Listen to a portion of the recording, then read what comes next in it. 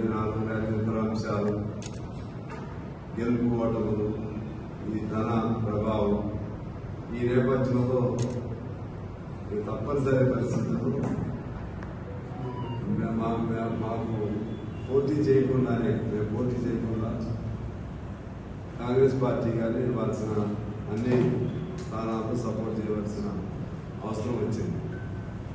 ముఖ్యంగా మీ అందరూ తెలుసు, ఇవాళ దేశంలో ఏనాడు లేని విధంగా విద్వేష రాజకీయాలు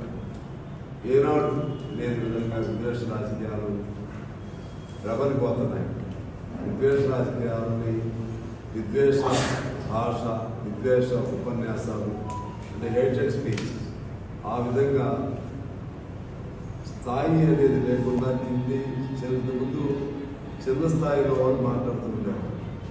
ఇవాళ దేశ స్థాయిలోనే దేశ ప్రధాని లాంటి వాళ్ళ నోటి నుంచి అటువంటి భాష రావడం చాలా దురదృష్టకరం. ఈ క్రమంలోనే వారు మూడోసారి అధికారాన్ని నిలబెట్టుకున్న ఎటువంటి దుస్సాహసానికైనా సరే సిద్ధపడి, ఎటువంటి దిగజారుకైనా సిద్ధపడి, అధికారం తప్పితే మరొకటి ఒక పరమావధి లేకుండా నరేంద్ర మోడీ గారు ప్రయత్నం చేస్తూ ఉన్నారు. ఆ క్రమంలోనే మనం చూసాం, ప్రతి ఎన్నికలప్పుడు సెంటిమెంట్ ఒక అంశాన్ని ప్రజలకు చెప్పడానికి వారు చేసిందంటూ ఏమి లేదు. అప్పుడు 2 సంవత్సరానికి 2 కోట్ల ఉద్యోగాలు అన్నారు, ఇవ్వలేదు. 2020 నాటికి అందరికీ సొంత ఇళ్ళు అన్నారు, అసలు దాన్ని మూసేయలేదు. 2020 నాటికి రైతు ఆదాయం 2 చేస్తా ఉన్నారు, దానికి సంబంధించింది లేదు. ఏ అంశం పైన కూడా వారు పని చేసామని చెప్పడానికి లేకపోగా వారు దేన్ని ఉపయోగిస్తున్నారంటే, ఇప్పుడు మనటి వరకు రామాలయం, ఇప్పుడు ఇంకా తేదారిపోయి ముస్లింలని అడ్డంగా పెట్టి, మహిళలని అడ్డంగా పెట్టి ఎంత రెచ్చగొట్టే ఉపన్యాసాలంటే, ఒకప్పుడు కమ్యూనిస్ట్ పార్టీ పైన అటువంటి ఉపన్యాసాలు కొంతమంది చెప్పారు.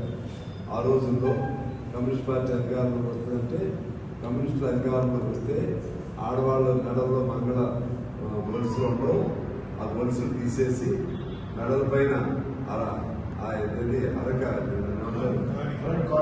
గాడి పెట్టి ఆడవాళ్ళతో వ్యవసాయం చేపిస్తారు. అట్లా విద్వేషాన్ని రెచ్చగొట్టారు. ఇవాళ ఆ విధమైనటువంటి భాష నరేంద్ర మోడీ ఉపయోగిస్తా ఉన్నాడు. ఏమని ఉపయోగిస్తున్నాడు? ఇప్పుడు ఇండియా కూటమి అనేది అధికారంలోకి వస్తే ఈ దేశంలో సంపదని ముస్లింలను పంచుతారు. చెప్పింది వాస్తవం, మీ అందరూ కూడా తెలుసు. డైరెక్ట్గా చెప్తున్నాడు నరేంద్ర మోడీ చెప్తున్నాడు, అమిత్ షా చెప్తున్నాడు. ఇంకొక అడుగు ముందుకేసి హిందువుల మహిళల మంగళసూత్రాలు కూడా తీసుకువస్తారు. అంటే మంగళసూత్రాలు ఉండేది హిందూ మహిళలకే కదా. అంటే అంత ఈ అధికారం కోసం భారతదేశ చరిత్రలో ఇతర దేశాల సమయం పక్కన పెడతాం. ఇంతవరకు ఇటువంటి దౌర్భాగ్యమైనటువంటి నీచ సంస్కృతి కలిగినటువంటి, నీచ స్థాయి కలిగినటువంటి ఒక స్టేట్స్మెన్షిప్, రాజనీతిజ్ఞత లేనటువంటి ప్రధాని మనం చూస్తాం. ఏంటి అది?